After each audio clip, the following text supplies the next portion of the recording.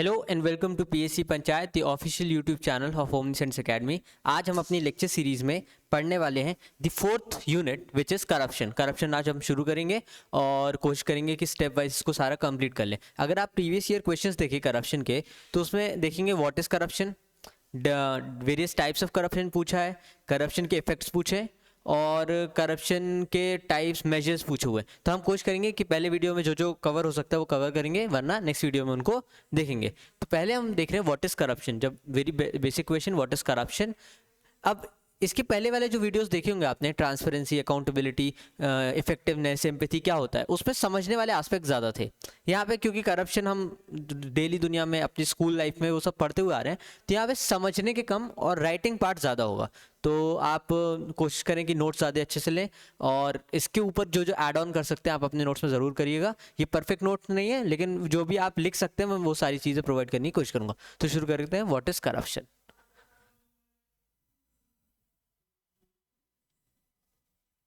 Corruption अगर बहुत ही basic fact में बोला जाए या बिल्कुल बुक की लैंग्वेज में लिखा जाए तो corruption is derive from a Latin word corruptus. Corruption is derive from a Latin word corruptus, जिसका मतलब होता है टू डिस्ट्रॉय समथिंग और डिकेइंग समथिंग। जिसकी क्वालिटी गिर रही हो, जो इम्प्योर हो, उसको उसको करप्टस बोला जाता था, लैटिन वर्ड। तो it is derive from the Latin word corruptus. Corruptus इसका मतलब होता है which means to destroy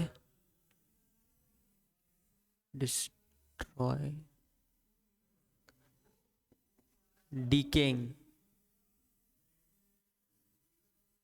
destroying और डिकेइंग। इसका मतलब होता है डिस्ट्रॉइंग और डिकेइंग और things that are not in their purest form, वो क्या हो गई है? करप्ट हो गई है। ठीक है, ये लैटिन में जो वर्ड है करप्टस का वो। अदरवाइज इसको अगर हम अपनी एग्जामिनेशन की भाषा में लिखेंगे, करप्शन का मतलब होता है कि to exploit your position for personal gain, either materialistic gain और मटेरियलिस्टिक, मनी माइंडेड और पोजीशन, पावर, स्ट्रेंथ, इन सब चीज़ों के लिए आपने अपनी पोजीशन का गलत इस्तेमाल किया है, उसे करप्शन बोलते हैं। ठीक है, तो करप्शन के लिए मैं एक ऐसी डेफिनेशन लिख देता हूँ जो आप कॉपी करके उसे लिख सकते हैं। बट आई होप आपको समझ में भी आ रहा होगा कि हम करप्शन से यहाँ बोलना क्या चाह रहे हैं। तो अगर आप लिखते हैं तो corruption refers to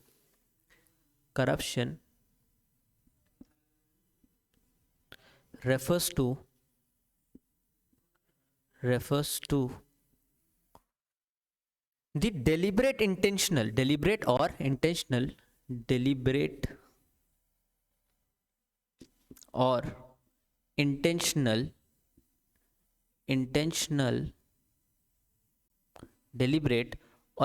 intentional exploitation of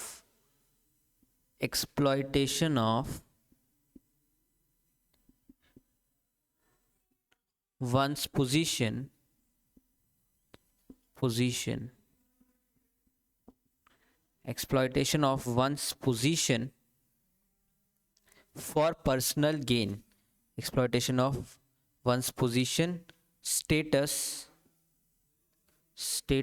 or resources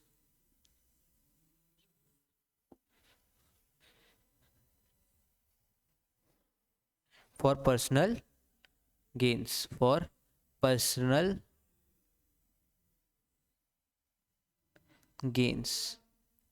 है ना, for personal gains. It could be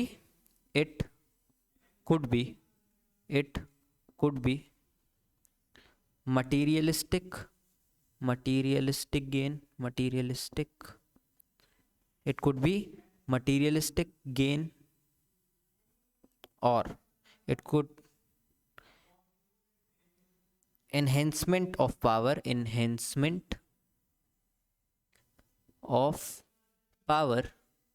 या prestige,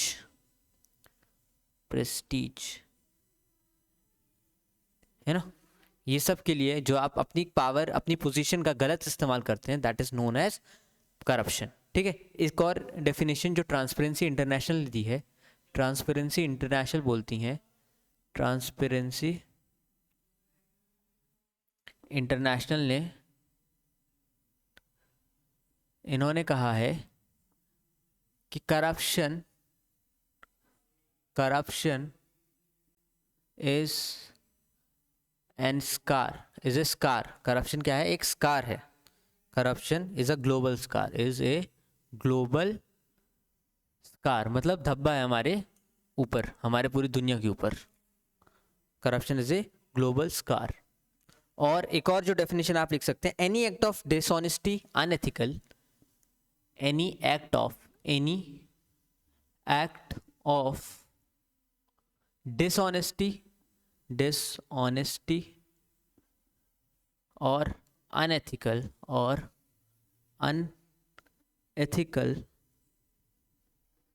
any act of dishonesty or unethical act by a person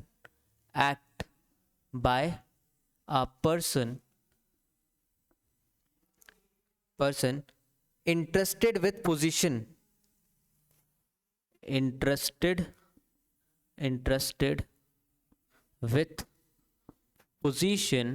for personal gains is nothing but corruption। क्या है वो? Corruption. ठीक है, तो I hope आपको समझ में आया होगा कि करप्शन क्या होता है। ये डेफिनेशनल पार्ट है। अगर कहीं आता है व्हाट इज करप्शन, ठीक है, अगर 3 लाइनर क्वेश्चन आता है, 3 मार्क वाला जो 20 वर्ड्स में लिखना होता है, तो आप ये सब लिख सकते हैं। जो अगर 150 वर्ड्स वाले आते हैं, तो हम ऑन कंटेंट अभी तैयार कर रहे हैं, और इसमें आप शुरुआत, एक इंट्रोडक्शन का शुरुआत आप इनकी डेफिनेशन से कर सकते हैं, फिर जो भी उसमें डिमांड ऑफ द क्वेश्चन होगी उसको एड्रेस कर सकते हैं। ठीक है, तो अब हम पढ़ने वाले हैं what are various types of corruption. तो पहले इसे मिटा लेते हैं और फिर शुरू करते हैं। What are various types of corruption.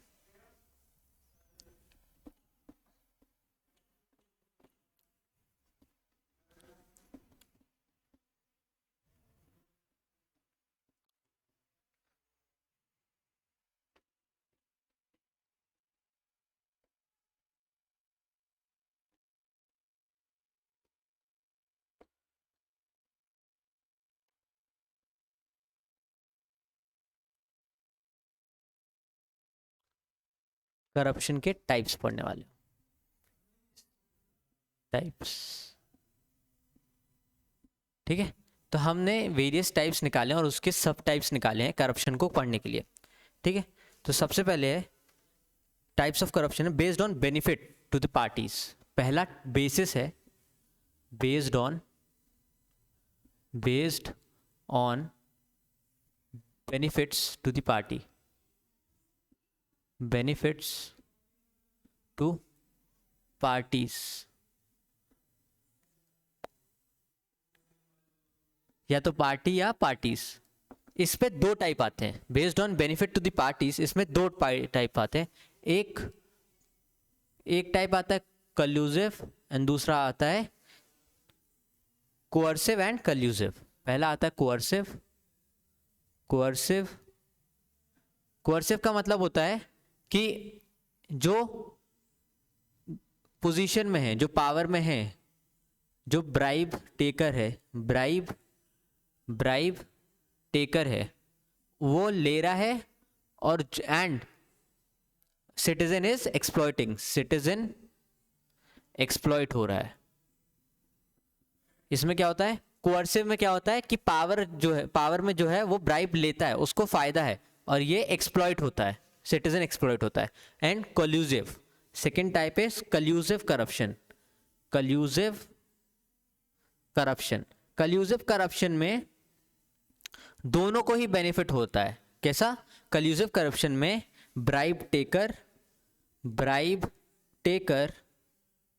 And bribe giver दोनों को ही प्रॉफिट होता है, बोथ प्रॉफिट।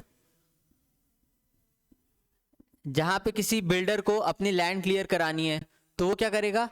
ब्राइब देगा और इसको पैसे मिल रहे हैं, अपनी पोजीशन का फायदा उठा रहा है ये, तो इसको भी। तो यहाँ दोनों का फायदा होता है, उसको कोल्यूसिव बोला जाता है। और जहाँ केवल आप वर्दी हैं, आपको ये कार्ड, एक राशन कार्ड मिलना चाहिए, लेकिन आपके राशन कार्ड लेने के लिए, या आपका तो हक है राशन कार्ड लेना, लेकिन राशन कार्ड लेने के लिए ये आपसे ब्राइब ले, उसको बोलते हैं कोअर्सिव। लेकिन आपको कुछ गलत काम कराना है अपना, जहाँ की लैंड पे कंस्ट्रक्शन की परमिशन नहीं है, वहाँ आपने किसी, वो जो बाबू है उससे कंस्ट्रक्शन की स्वीकृति ले ली और पैसे दिए, तो दोनों का काम हुआ, तो वहाँ पे कोल्यूसिव करप्शन होता है। ठीक है, ये समझ में आया। Second type is nature of corruption, based on nature of corruption, based on nature of corruption, nature of corruption,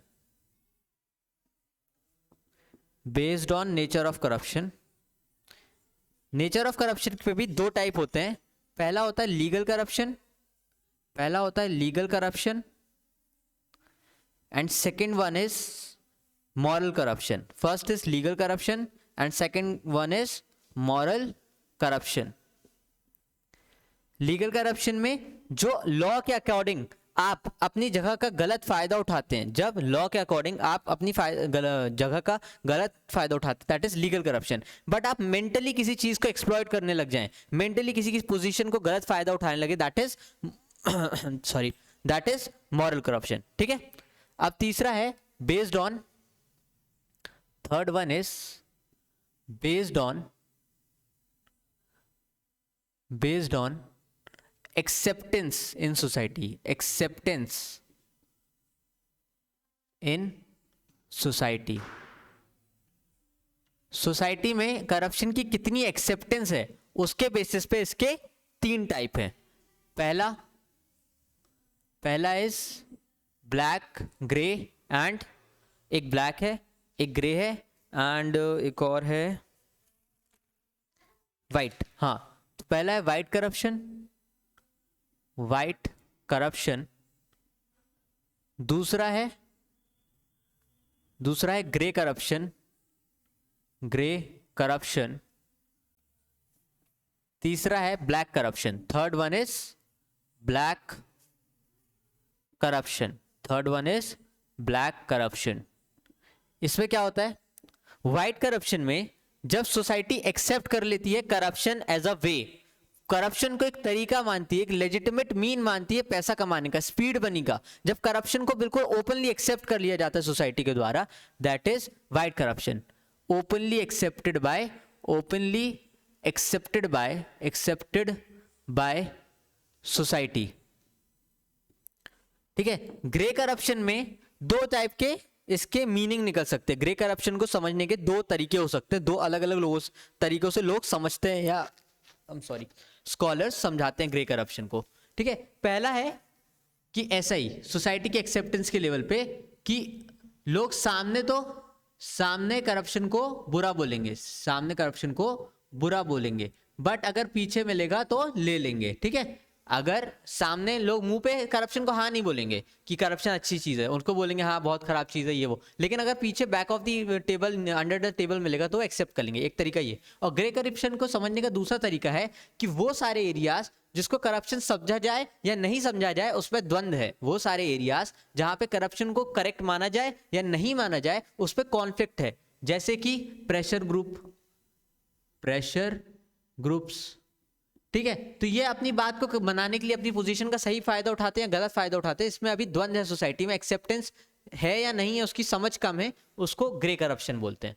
और एक होता है ब्लैक करप्शन, जहां पूरी सोसाइटी एक मत से बोलती है कि करप्शन गलत है, और कोई भी करप्शन करता है तो उसके खिलाफ एक नेगेटिव एटीट्यूड रखती है पूरी की पूरी सोसाइटी, ना बैक ऑफ द टेबल लेती है, ना सामने बोलती है कि करप्शन अच्छा है, ना पीछे भी उसको एक्सेप्ट करती है। जैसे जापान जैसी कंट्रीज में करप्शन को बहुत बुरा माना जाता है और उसे बिल्कुल ही एक्सेप्ट नहीं किया जाता, सोसाइटी के लेवल पे ही उसको बहुत बुरा माना जाता है। ठीक है, तो उसे बोलते हैं ब्लैक करप्शन। तो ये based on acceptance of society हो गया। ठीक है, फोर्थ वन कि किस तरीके से, फोर्थ हम टाइप देख लेते हैं कि हम नेचर पढ़ लिया है। Based on impact on system, based on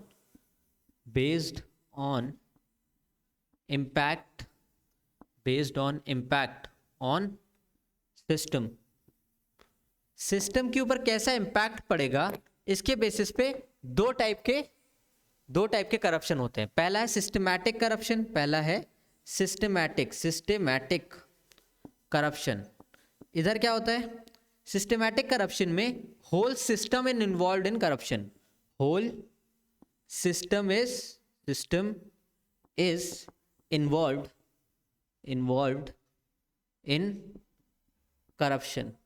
मतलब कि पूरा सिस्टम ही है जो करप्शन में लिप्त है। जैसे कई बार बोला जाता है ना कि ऐसा नहीं ऊपर से नीचे तक सबको मिलता है, या फिर हमें भी ऊपर जवाब देना पड़ता है, ऊपर पैसे देने पड़ते हैं, पूरा हमारे पास नहीं जाता। ऐसा आपने कई मूवीज में सुना होगा, कई लोगों के मुंह से सुना होगा कि पूरा सिस्टम ही ऐसा है कि अगर पैसे किसी एक ने लिए तो उसका हिस्सा कुछ कट ऊपर भी जाता है, ऊपर भी लोग डिमांड करते हैं, नीचे लोग डिमांड करते हैं। जब पूरे सिस्टम में ही करप्शन की एक फ्लो बह रही हो, सिस्टम का पार्ट एक करप्शन हो जाए, जैसे आरटीओ को बोला जाता है कि सिस्टम का पार्ट हो जाते हैं करप्शन में, ठीक है, तो उसमें whole system is involve in corruption, ठीक है, तो वो सिस्टमैटिक करप्शन हो गया। दूसरा होता है, इसी का ऑपोजिट होता है स्पॉडिक करप्शन। इसको लिख लीजिए, SPORDIC, स्पॉडिक, ऐसा ही है, स्पॉडिक करप्शन। इसमें क्या होता है कि सिस्टम नहीं होता है, सिस्टम करप्ट नहीं होता है, मतलब पूरे मशीनरी करप्ट नहीं होती, पूरा ऑफिस करप्ट नहीं होता है, individual is corrupt, individual is corrupt. वो सिस्टम का पार्ट नहीं है, वो पूरी जो मशीनरी है, वो पूरा ऑफिस है, उसकी सिस्टम में करप्शन नहीं आया, लेकिन वहां का कोई एक ऐसा एम्प्लॉय होगा, एक प्यून होगा, एक ऑफिसर होगा जो मॉरली करप्ट होगा और फिर वो लोगों से ब्राइब मांगने चालू कर दे। तो सिस्टम में सभी को नहीं देता होगा, वो खुद ही करता होगा, अपनी पोजीशन का गलत फायदा वो अपने इंडिविजुअल एसेट के लिए निकाल रहा है। That is sporadic corruption. It is opposite to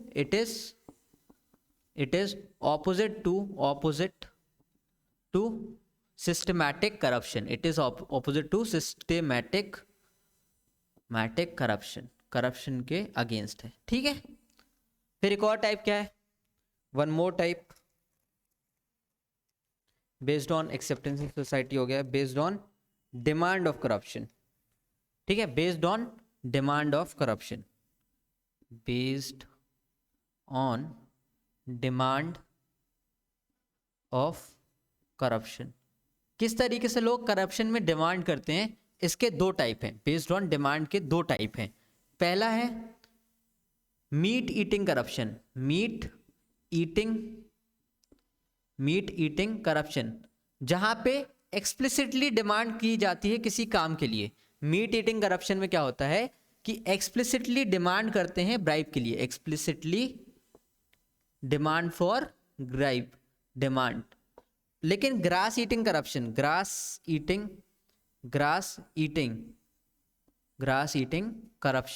इसमें क्या होता है कि ये एक्सप्लिसिटली डिमांड नहीं करते हैं ब्राइब के लिए, लेकिन कोई दे दे तो उसको मना भी नहीं करते हैं।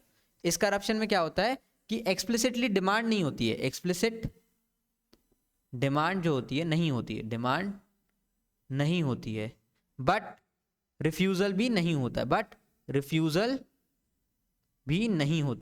भी नहीं होता है।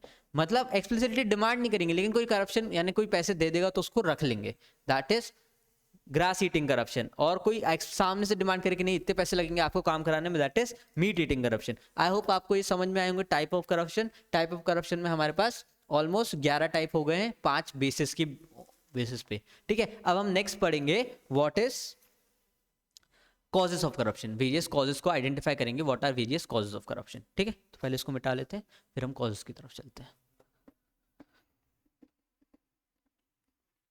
इसमें एक्सप्लेनेटरी पार्ट कम है इस वाले सेक्शन में, इसके पहले जो भी हमने लेक्चर्स पढ़े होंगे उसमें एक्सप्लेनेटरी पार्ट हमेशा ज़्यादा रहा है, क्योंकि वो नए शब्द थे, हमारे रोज़मर्रा की ज़िंदगी में काम आने वाले नए शब्द थे। लेकिन ये जो चैप्टर है, ये जो यूनिट है पूरा, इसमें एक्सप्लेनेटरी पार्ट कम है और राइटिंग पार्ट ज़्यादा है, क्योंकि किस टाइप के क्वेश्चन आ रहे हैं हम उसके लिए बेस्ट पॉसिबल कंटेंट हमारे पास अवेलेबल हो उसकी पूरी कोशिश कर रहे हैं, ठीक है।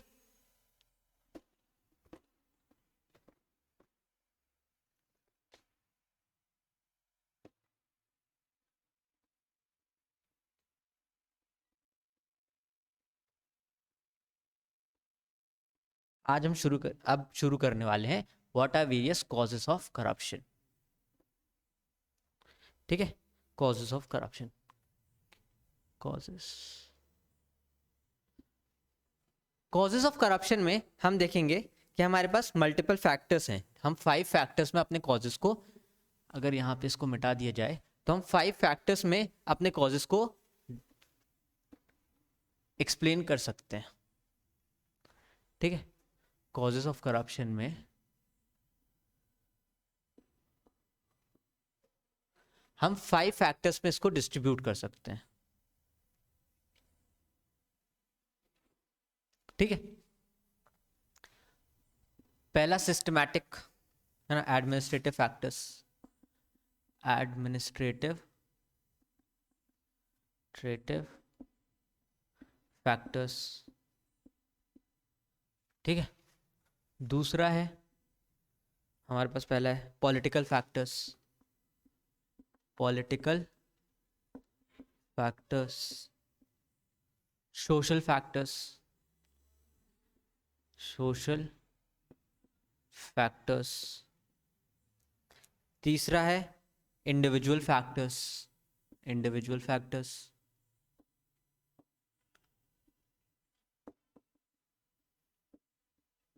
और पांचवा है लीगल फैक्टर्स, पांचवा है लीगल फैक्टर्स। इसके अलावा भी बहुत सारे हो सकते हैं, इन 5 में हमने मेजरली डिवाइड किया है। अगर हम अपना आंसर लिखना चाहें, आंसर फ्रेम करना चाहें, अपने नोट्स को कंपाइल करना चाहें, तो हम ये 5 फैक्टर्स का इस्तेमाल कर सकते हैं। इसके अलावा आपको कुछ और याद आ रहा है तो आप ज़रूर अपने नोट्स में उसको ऐड करिए। ठीक है, तो पहला शुरू करते हैं। क्योंकि कॉम्प्लेक्स प्रोसीजर हैं, कॉम्प्लेक्स प्रोसीजर होते हैं एडमिनिस्ट्रेशन में, इंडियन प्रोसीजर होते हैं, इसीलिए मिडिल मैन आता है। प्रोसीजर जैसे मिडिल मैन आता है और करप्शन शुरू हो जाता है। जहाँ पे मिडिल मैन आता है वहाँ करप्शन शुरू हो जाता है। जैसे कि कौन कौन से प्रोसीजर हैं, जैसे अगर आपको कोई इवन कहीं रजिस्ट्री करानी है, रजिस्ट्रार ऑफिस में जाओगे, अब आपको पता नहीं कितने का वो लगना है, कितने का आपको नोटरी लगनी है, कितने की वहाँ पे आपको सील लगेगी, जो भी है क्या क्या कराना होता है, आपको पहले से मालूम नहीं है, सिटीजन चार्टर उतना इफेक्टिव नहीं है, तो आप क्या करोगे, किसी ऐसे व्यक्ति को पकड़ोगे जिसको ये सब आता है और वो आपसे एक्स्ट्रा पैसे लेगा, फिर उसका कट ऑफ कहीं से बंधा हुआ होगा कि ये हमारे क्लाइंट है, इनका काम पहले कर दो, तो वहाँ पे करप्शन जन्म लेता है। जहाँ जहाँ प्रोसेस लेंदी होगा, कॉम्प्लेक्स होगा, लोगों की सुविधाओं के द्वारा नहीं होगा, वहाँ वहाँ करप्शन जन्म लेता है। इसीलिए हमारे यहाँ डिजिटलाइजेशन लेके आ रहे हैं, इसीलिए वन सिंगल पोर्टल सिस्टम लेके आ रहे हैं, इसीलिए ऑनलाइन डिलीवरी लेके आ रहे हैं, इसीलिए ऑनलाइन टैक्स पेमेंट लेके आ रहे हैं, डायरेक्ट बेनिफिट ट्रांसफर लेके आ रहे हैं कि आपको लोगों से कांटेक्ट कम से कम हो, कम से कम कांटेक्ट में ज़्यादा मिडिलमैन कल्चर खत्म होगा और उतना करप्शन आएगा। ये जो फार्म बिल आए थे, फार्म बिल जो भी आए थे वो कंट्रोवर्शियल बहुत ज़्यादा था, बट उसका एक बहुत इंपॉर्टेंट फैक्टर था मिडिल मैन को हटाना। वो जो मार्केट है और बायर है उनके बीच से मिडिल मैन को हटाना बहुत बड़ा फैक्टर था, ताकि उनको करप्शन का जो ये जो पूरा साइकिल था वो कम हो सके। बट वो किसी कारण से सरकार ने भी उसे पीछे ले लिया, लोगों को भी सही नहीं लगा, इसलिए वो बैक ऑफ हो गया। अदरवाइज उसका एक मेन कारण ये था कि मिडिल मैन को भी बीच से हटाया जा सके। ठीक है, उसके बाद एडमिनिस्ट्रेशन में स्लो एडमिनिस्ट्रेटिव मशीनरी, ये क्या प्रॉब्लम है, स्लो एडमिनिस्ट्रेटिव मशीनरी है, एडमिनिस्ट्रेटिव मशीनरी। तो क्या होता है, इस जैसे आपने सुना है ना, justice delayed is justice denied, तो लोग अपना काम जल्दी कराने के लिए, बिना किसी लफड़े में पड़े हुए कराने के लिए करप्शन को प्रमोट कर देते हैं। Bureaucratic resistance to administrative reforms, bureaucratic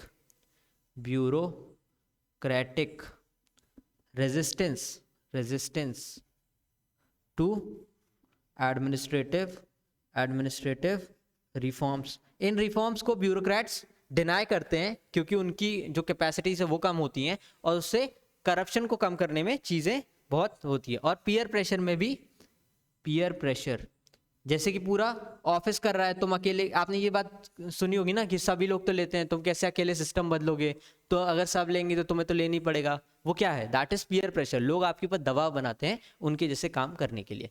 ठीक है, पॉलिटिकल फैक्टर क्या है, communalisation and criminalisation of politics, criminalisation, जहाँ पे क्रिमिनलाइजेशन ऑफ पॉलिटिक्स होगा, मतलब देश के पावर सेंटर में पॉलिटिक्स, देश के पावर सेंटर में अगर क्रिमिनल लोग बैठेंगे तो वहाँ पे करप्शन बढ़ जाएगा। क्यों, क्योंकि वो मॉरली बहुत वीक होते हैं, उनको ये नहीं पता होता कि क्या पर्सनल गेन है क्या पब्लिक गेन है, वो केवल वो छोटी सी चीज़ें, मतलब उनके पास पैसा ज़्यादा आ जाए, उनके पास ज़्यादा गाड़ियाँ आ जाए, ज़्यादा थोड़ी लैंड उनके पास ज़्यादा आ जाए, उनका बिजनेस चलने लगे, तो वो जो इतना बड़ा पब्लिक सर्विस के लिए कॉन्स्टिट्यूशन बनाया गया, जो पावर उनके लिए रखी गई है, वो छोटे से पर्सनल यूज़ के लिए अननेसेसरी उसको एक्सप्लॉइट करते हैं और बाकी लोगों को भी एक्सप्लॉइट करते हैं, ठीक है। तो क्रिमिनलाइजेशन ऑफ पॉलिटिक्स होने से वो लोग उतना वाइड नहीं सोच पाते जितना हमारे जो हमारे कॉन्स्टिट्यूशनल फादर्स हमारे लिए रख करके गए हैं। कॉन्स्टिट्यूशन एक बहुत बड़ा कॉन्सेप्ट है। लोग जन अगर बताइए ना, कोई सिस्टम जो बना है लोगों की सेवा के लिए, विच मीन्स एक डिसीजन यहाँ पे पार्लियामेंट में लिया जाएगा और पूरी देश की जनता को उसका फायदा मिल सकता है, कितनी बड़ी सोच है। लेकिन इतनी इस क्रिमिनलाइजेशन ऑफ पॉलिटिक्स के जो क्रिमिनल माइंडेड पर्सन होते हैं, वो ऐसा तो है नहीं कि वो बहुत अच्छा सोचते होंगे लोगों के लिए, तो वो अपनी छोटी सोच, जितनी भी उनकी छोटी सोच है कि हमें लैंड ज़्यादा मिल जाए, हमारा पावर हो जाए और बहुत सारे पैसे हो जाए, हमारा बिल्डिंग ये वो चलने लगे, तो उतनी बड़ी चीज़, इतने बड़े सिस्टम केवल अपने पर्सनल गेन के लिए यूज़ करते हैं और उसका फायदा नहीं मिल पाता है। तो पॉलिटिकल फैक्टर के कारण करप्शन बढ़ता है, ठीक है। पॉलिटिकल विल कम होती है, political will to reduce corruption नीचे है, पॉलिटिकल विल नीचे है टू रिड्यूस करप्शन, ठीक है। इसीलिए वो करेक्टली करप्शन को नीचे हम नहीं कर पाते। और क्या फायदा है? पॉलिटिकल ब्यूरोक्रेटिक नेक्सस,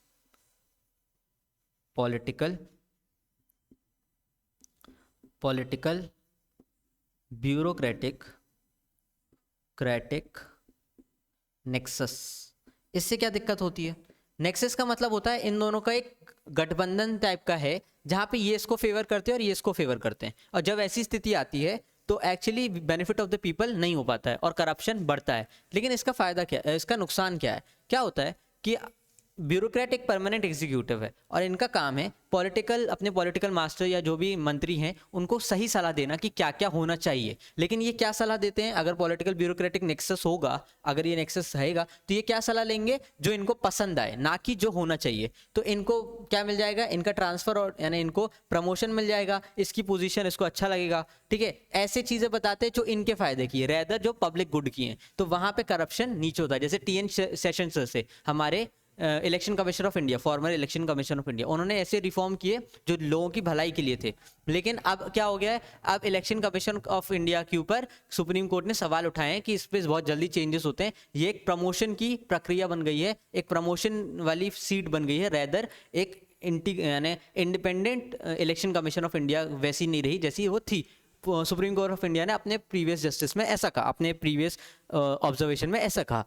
तो देखिए, अगर ब्यूरोक्रेटिक एंड पॉलिटिकल नेक्सस होगा तो हमारे इंस्टीट्यूशन लो करेंगे और फिर उनमें करप्शन के चांसेस बढ़ जाएंगे। तो ये यहाँ पे इस पॉइंट ने बताने की चाहिए।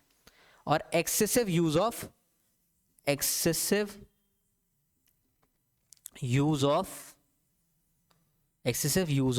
Money in elections. इससे क्या नुकसान है?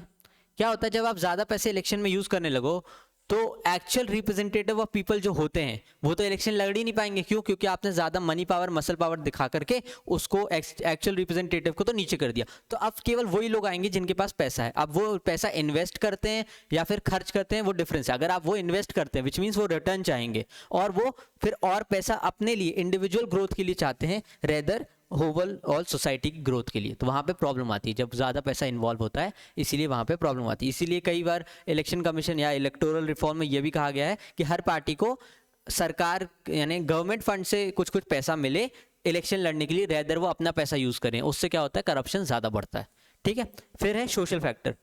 सोशल फैक्टर क्या है? सोशल फैक्टर्स हैं जो करप्शन को बढ़ाते हैं। पहला है कि corruption as culture of society, करप्शन as culture of society,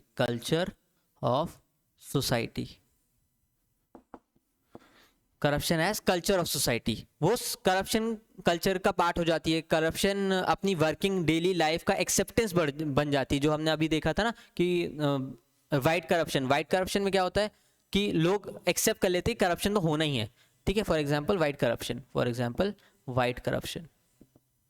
तो ऐसी सोसाइटी में करप्शन बढ़ता है। कॉजेज ऑफ करप्शन, इसीलिए ये एक कॉज हो जाता है करप्शन का। No zeal to fight against corruption, no zeal to fight against corruption, हमारे यहाँ आपने सुना होगा ना कई बार कि हमारे पेरेंट्स बोलते हैं अरे तुम्हें क्या करना है, जो हो रहा है होने दो, अपना शांति से देखो, सीधा जाओ सीधा आओ, किसी कोई वो नहीं करो। ठीक है, वो लोग तो करते ही हैं ऐसा, एक्सेप्टेंस आ जाती है, वो उसके खिलाफ कोई लड़ना नहीं चाहते, उसके खिलाफ बोलना नहीं चाहते हैं। तो जब ऐसी सोसाइटी हो जाती है जहाँ सिटीजन गलत के खिलाफ बोलना कम कर देते हैं तो वहाँ पे करप्शन बढ़ता है। ठीक है, corruption as culture of society. तो आपने देखा होगा जब अन्ना आंदोलन हुआ था, अन्ना हजारे का आंदोलन हुआ था, उससे करप्शन के खिलाफ कितनी बड़ी लड़ाई हुई थी। मतलब जब लोगों ने बोलना शुरू किया तो करप्शन कम हुआ। ठीक है, लेकिन जब लोग नहीं बोल रहे थे तो करप्शन बढ़ रहा था। तो जब लोग बोलते हैं तो करप्शन घटता है, जब लोग जील फाइट अगेंस्ट करप्शन नहीं होती है तो करप्शन बढ़ जाता है। तो कॉज ऑफ करप्शन ये भी होता है। इंडिविजुअल क्या है? Non integrity. Individual non integrity. Non integrity मतलब मैं किस चीज़ के लिए काम कर रहा हूँ, मुझे क्या काम, अमंग इंडिविजुअल्स, अमंग ऑफिशियल्स, वो पोजीशन मुझे क्यों मिली गई है, उसकी क्या पोजीशन है, उसकी क्या डिग्निटी है, वो इंटेग्रिटी मेंटेन नहीं करते, अपनी ऑफिशियल इंटेग्रिटी मेंटेन नहीं करते हैं और डिसऑनेस्ट रहते हैं। ठीक है, इंटेग्रिटी नहीं होगी तो ऑनेस्टी भी नहीं होगी, honesty not followed, not followed. ठीक है, इसीलिए करप्शन बढ़ता है। और क्या है?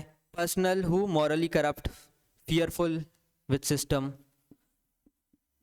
Person who is morally corrupt, morally corrupt, or person who is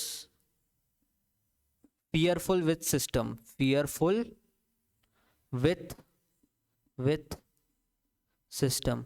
अब कोई आदमी ब्रेव ही नहीं है, कोई आदमी ऑनेस्टी नहीं है, कोई आदमी सही के लिए लड़ना नहीं चाहता है, तो वो करप्शन को प्रमोट करता है। वो ही ऐसा आदमी करप्शन को एक्सेप्ट करता है और प्रमोट करता है। जो फियरफुल विद सिस्टम है कि अरे सब तो कर रहे हैं, मैं नहीं करूंगा तो कैसे होगा, मैं तो डर जाऊं, जो व्यक्ति डर जाता है फिर वही करप्शन को प्रमोट करने लगता है और बाकियों को भी फिर डराता है कि अरे ऐसा नहीं करोगे तो वैसा नहीं होगा। ठीक है, और लीगल फैक्टर्स क्या क्या है करप्शन को रोक पाने के? कि वेगनेस इन लॉ, पहला क्या है? Ambiguities in law, ambiguity in law. जैसे कि अगर कहीं पे लिखा है तो उसमें कुछ, हर लॉ में कुछ लूप होल्स होते हैं और उन लूप होल का फायदा उठा के लोग करप्शन करने लगते हैं। कहीं पे लिखा है कि टेंडर देना है, अब टेंडर की स्पेसिफिकेशन नहीं दी है, क्या क्या स्टैंडर्ड होनी चाहिए वो नहीं दी है, तो उसने अपने भाई को, रिश्तेदार को, ऐसे व्यक्ति को दे दिया जो उसको पैसे दे रहा है। तो उनके ऊपर checks and balances, ambiguity in law रहती है तो करप्शन के चांसेस बढ़ते हैं। तो करप्शन क्यों होता है? कॉजेस क्या करप्शन के? लीगल फैक्टर, जिसमें से एम्बिग्विटी इन लॉ बहुत बड़ा फैक्टर है। ठीक है, और क्या है? Easy escape route, easy escape route. ठीक है, लो कन्विक्शन रेट, लो कन्विक्शन रेट कम है। मतलब जो लोग करप्शन में के चार्जेस में इन्वॉल्व होते हैं उनके ऊपर केस लगाया जाता है, उनको सजा मिले ऐसा रेट कम है। अभी भी सुप्रीम कोर्ट ने बोला है कि कोशिश करें कि जो कन्विक्ट हैं उनको सजा दिलाए, जो प्रोसिक्यूटर है, पब्लिक प्रोसिक्यूटर है, वो कोशिश करे कि जो आईएएस ऑफिसर या फिर जो भी पब्लिक सर्वेंट फंसे तो उसको सजा तक लेकर के जाएं, ज़्यादा एफर्ट्स लगाएं। क्यों? क्योंकि कन्विक्शन रेट कम आ रहा है ऐसे लोगों के खिलाफ और ऐसे लोगों को सिस्टम से हटाना जरूरी है। सुप्रीम कोर्ट की ऑब्जर्वेशन है, विच मीन्स ये जो हम लीगल फैक्टर लिख रहे हैं ये वैलिड है। ठीक है, और क्या है? सुप्रीम कोर्ट ने बोला, और सेकेंड एआरसी बोलते हैं, सेकेंड एआरसी मतलब सेकेंड एडमिनिस्ट्रेटिव रिफॉर्म कमेटी बोलती है कि asymmetry of power in society, asymmetry power in society leads to corruption. ठीक है, तो जो लॉ में अगर ओवर पावर कर दिया गया किसको? ब्यूरोक्रेट्स को, तो वहां पे करप्शन बढ़ जाता है। तो आई होप आपको समझ में आया होगा क्या क्या वेरियस कॉजेस हैं करप्शन के। अब हम नेक्स्ट देखेंगे व्हाट आर वेरियस मेजर्स। ठीक है, अप्रोचेस टू मिनिमाइज करप्शन। हम वेरियस अप्रोचेस देखेंगे टू मिनिमाइज करप्शन। तो ये मिटा लेते हैं, फिर अप्रोचेस देखते हैं। इसमें समझाने का एस्पेक्ट कम है। अब इसमें क्वेश्चन आता है what are causes of corruption, तो आप इन 5 कैटेगरीज में डिवाइड करके उसको सब डिवाइड करके आंसर लिख सकते हैं। कहीं पे क्वेश्चन आता है कि व्हाट आर सोशल फैक्टर या फिर इंडिविजुअल फैक्टर या फिर लीगल फैक्टर आता है, तो आपके पास उसके लिए भी पॉइंट्स है, 5 पॉइंट्स, तो आप इनको एक्सटेंड करके भी अपना आंसर लिख सकते हैं। तो चाहे ऐसा वर्टिकल आए या हॉरिजॉन्टल आए, या वर्टिकल या हॉरिजॉन्टल जैसा भी आए, आप अपना आंसर उस तरीके से फ्रेम करके, इस कंटेंट को यूज़ करके फ्रेम करके लिख सकते हैं। ठीक है, अब हम देखेंगे what are various measures to minimize corruption.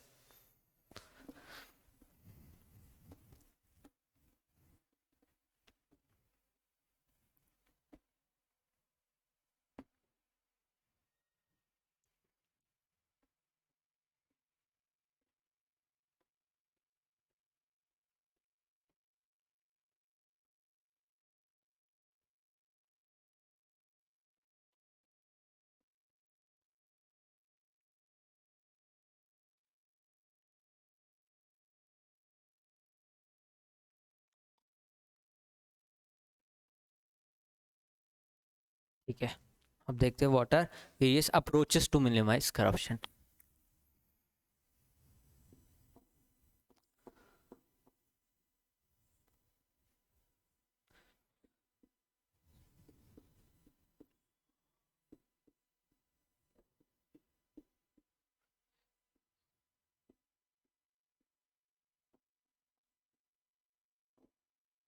ठीक है, हम देखेंगे कौन कौन सी अप्रोचेस टू मिनिमाइज करप्शन है। तो यहाँ पे हम इसको भी डिवाइड करेंगे, जैसे कि पहला है स्ट्रक्चरल अप्रोच। स्ट्रक्चरल अप्रोच, ठीक है, एक है स्ट्रक्चरल अप्रोच। दूसरी का क्या है? Process based approach. Second is process based approach. Process based approach. तीसरी क्या है? Third one is behavioural change approach. Behavioural change approach. ठीक है, और चौथी है बॉटम अप अप्रोच। तो इसको देख लेते हैं, उसके बाद चौथी वाली पर ध्यान देंगे। तो पहले स्ट्रक्चरल अप्रोच, वो जो पूरा सिस्टम है, जो सिस्टम है उसी को ही चेंज कर दे अगर, तो स्ट्रक्चर में ही बदलाव ले आएंगे तो हमारा जो अप्रोच टू मिनिमाइज करप्शन है वो इफेक्ट हो जाएगा। मतलब अगर आप एक स्ट्रक्चर है जिसके कारण से करप्शन बढ़ रहा है, तो अगर हम स्ट्रक्चर में ही चेंज ले आए, वर्किंग में कोई बॉडी ले आए या फिर ऐसे कोई सर्विलेंस वाला व्यक्ति ले आए, ऐसा कुछ करें कि स्ट्रक्चर चेंज हो जाए, तो कहो करप्शन कम हो सकता है। तो हम इस चीज़ पे चलेंगे, देखते हैं। जैसे कि हमारे यहाँ क्या क्या हुआ? लोकपाल एंड लोकायुक्त। लोकपाल एंड लोकायुक्त आए as watchdog against corruption।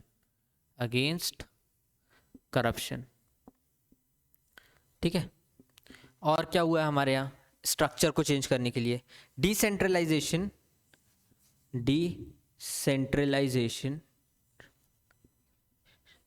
And limit the accumulation, limit of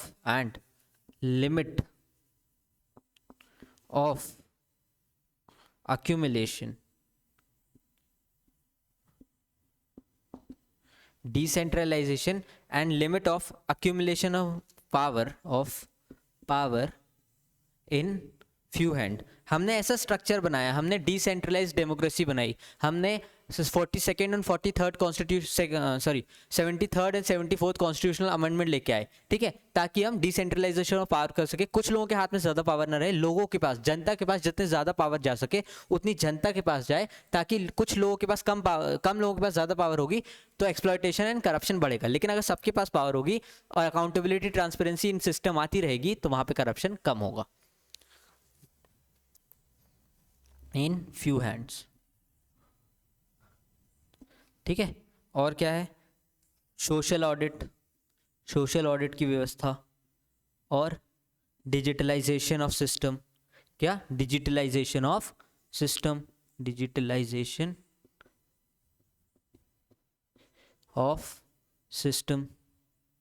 ठीक है, ये सब करके हमने अपने स्ट्रक्चरल में चेंज किया। और अप्रोच में देखते हैं। अब अगर अप्रोच में देखें तो जैसे हमने ई गवर्नेंस लेके आए। ई गवर्नेंस में क्या होता है? ट्रांसपेरेंसी। ई गवर्नेंस में क्या होता है? Transparency, accountability, citizen centric approach, transparency, accountability,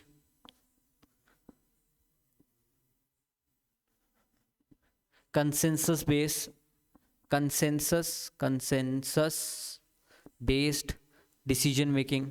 अगर ये सब होगा तो करप्शन अपने आप कम हो जाएगा।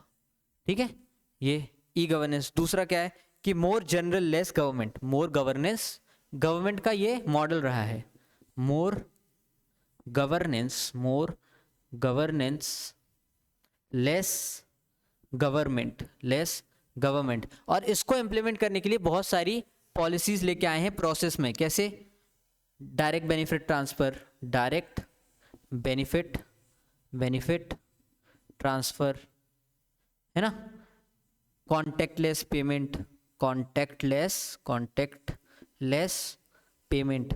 जब कॉन्टैक्टलेस पेमेंट बोल रहे थे तो वो बोल रहे थे कि आप कोरोना को बचेंगे, कोरोना को फैलने की से। तो एक्चुअली वो बोल रहे थे कि कॉन्टैक्टलेस पेमेंट से आप करप्शन से बचेंगे।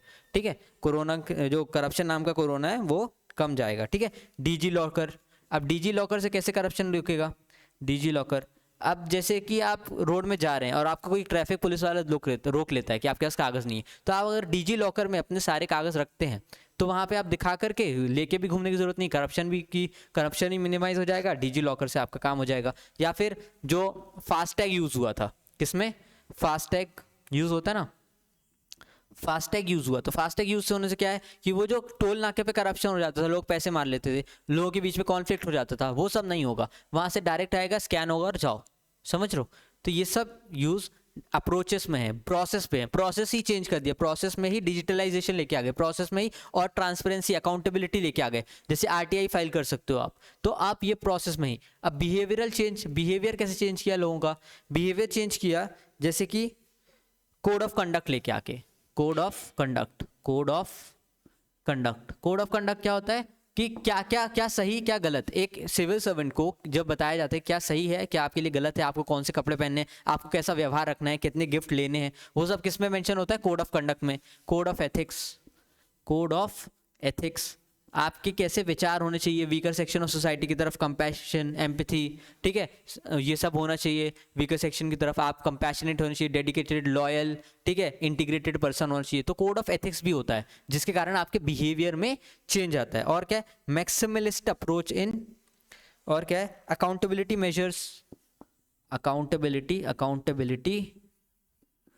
मेजर्स, जैसे कि आरटीआई मेजर्स, जैसे कि आरटीआई एक्ट 2005। और क्या और लेकर के आए? हमारा ट्रेनिंग में भी जब आपको ट्रेनिंग दी जाती है तो उस दौरान आपके बिहेवियर को ऐसा कोशिश की जाती है, ऐसा मोल्ड करें कि आप करप्शन को कम प्रमोट करें। और फोर्थ अप्रोच है वो है बॉटम अप अप्रोच। तो एक को मिटा देते हैं, फिर लिखते हैं बॉटम अप अप्रोच। ठीक है, यहाँ पे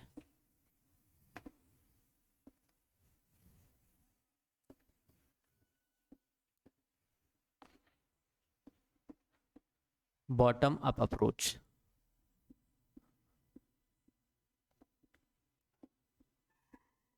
यहाँ पे क्या होता है? यहाँ पे सिटीजन सेंट्रिक पावर होती है। यहाँ पे ज़्यादा से ज़्यादा जो लोगों को प्रायोरिटी दी जाती है कि वो पॉलिसी फॉर्मेशन करें, उनके हिसाब से प्लान बने, रेदर प्लान बन के उनके पास जाए। ठीक है, तो जैसे कि जनता अदालत का कॉन्सेप्ट है। ठीक है, और है रिसिप्ट ट्रांजैक्शन। जब भी आप कोई पेमेंट करते हैं, कुछ करते हैं, उसकी रिसिप्ट आएगी। अगर रिसिप्ट आएगी तो मतलब प्रूफ रहेगा तो। और मैक्सिमलिस्टिक approach,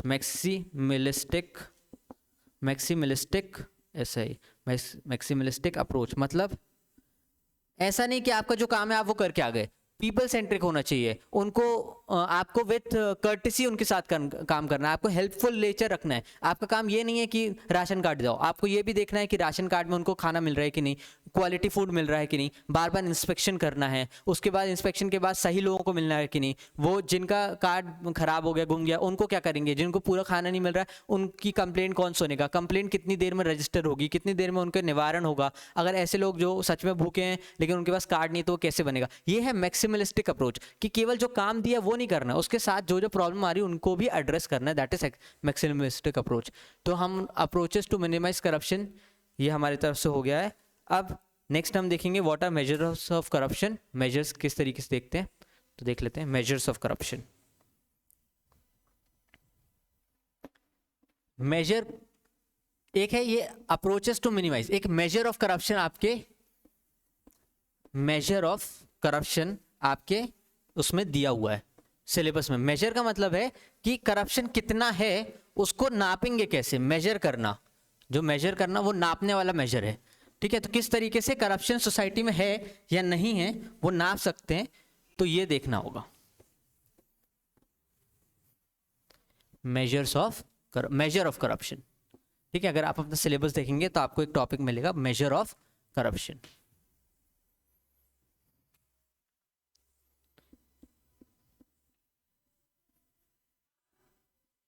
measure of corruption,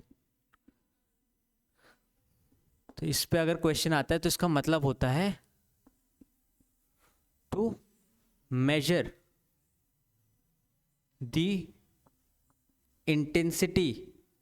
intensity of corruption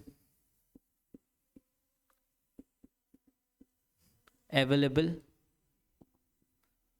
in society और organisations.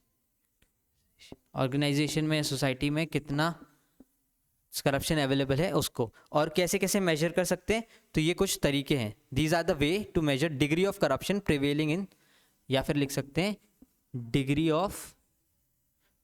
Of corruption prevailing in society, prevailing in society, degree of corruption prevailing in society. ठीक है, ये बहुत एम्फेरिकल नहीं है, ऐसा नहीं कि बिल्कुल करेक्ट पता चल जाएगा, लेकिन कुछ क्योंकि हमारे सिलेबस में दिया हुआ है तो हम कुछ कुछ ऐड कर लेते हैं और कुछ कुछ लिख लेते हैं। अदरवाइज ऐसा कोई भी करेक्ट फॉर्मूला नहीं, ऐसी कोई मशीन तो है नहीं कि ऑब्जेक्टिवली नाप ले कि आपका पीएच इतना है, आपके खून में क्या गंदगी है या नहीं है। तो ये ऐसा कोई मेजर तो है नहीं, ये नॉर्मल मेजर्स हैं जो बताए जाते हैं कि ये तरीके हो सकते हैं, तो वो हम लिख लेते हैं। जैसे कि ऑफिशियल स्टैटिस्टिक्स, ऑफिशियल स्टैटिस्टिक्स मतलब सरकार के जो आंकड़े होते हैं, कितने लोग कन्विक्ट हुए, हमारे यहाँ इतना करप्शन है, इतना ब्लैक मनी है, ये सरकार के आंकड़े। बट ये they do not cover every aspect of corruption. ठीक है, इसलिए बहुत रिलायबल तो होते हैं ये, रिलायबल क्योंकि गवर्नमेंट का डेटा है तो रिलायबल तो रहेगा, लेकिन ऐसा नहीं कि ये सबको कवर करता है, तो ये होलिस्टिक नहीं माना जाता है। हमेशा जो एक्चुअल करप्शन होता है वो ऑफिशियल स्टैटिस्टिक्स से हमेशा ज्यादा ही होगा। ठीक है, next is perceptual and attitudinal survey, perceptional and attitudinal survey, जैसे कि ट्रांसपेरेंसी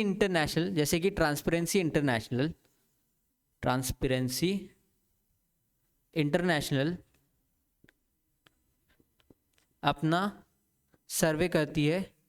ठीक है, ट्रांसपेरेंसी इंटरनेशनल का एक सर्वे होता है ना, उस सर्वे का नाम भूल रहा हूं मैं, एक सेकंड अभी देख लेते हैं, एक second. Corruption perception index, transparency international निकालती है करप्शन परसेप्शन इंडेक्स। तो ऐसे इंडेक्स कैसे बनते हैं, लोगों से परसेप्शन बेस्ड और एटीट्यूड बेस्ड सर्वे लेके उनके सर्वे किए जाएंगे और फिर वो क्या बोल रहे हैं ठीक है, क्या वो बोल रहे हैं, उनके नोट डाउन किए जाएंगे पॉइंट, और फिर लोग क्या समझते हैं कि उनके एक्सपीरियंस कैसे रहे पुराने, उसके बेसिस पे इंडेक्स बनाया जाता है, जहाँ पे इंडिया की रैंकिंग 80 थी पिछली बार। इंडेक्सिंग स्कोरिंग या फिर indexing and scoring, indexing and scoring इसी का एक एक्सटेंशन है। एक है कि आप रिपोर्ट बनाएंगे, दूसरा उसको इंडेक्सिंग करेंगे, मतलब रैंकिंग देंगे, जैसे कि करप्शन परसेप्शन इंडेक्स में बनाया जाता है, ठीक है। और चौथा है इंडिकेटर्स। इंडिकेटर्स क्या क्या होंगे, इंडिकेटर कैसे होंगे, पब्लिक डिलीवरी, उनके एक्सपीरियंसेस, ठीक है,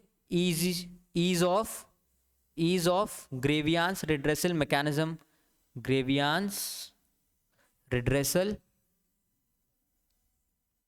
मैकेनिज्म, ठीक है। तो ये सारे तरीके होंगे, इस तरीके से करप्शन को मेजर किया जा सकता है। आई होप आपको आज का लेक्चर समझ में आया होगा। मिलते हैं नेक्स्ट लेक्चर के साथ। Thank you for watching.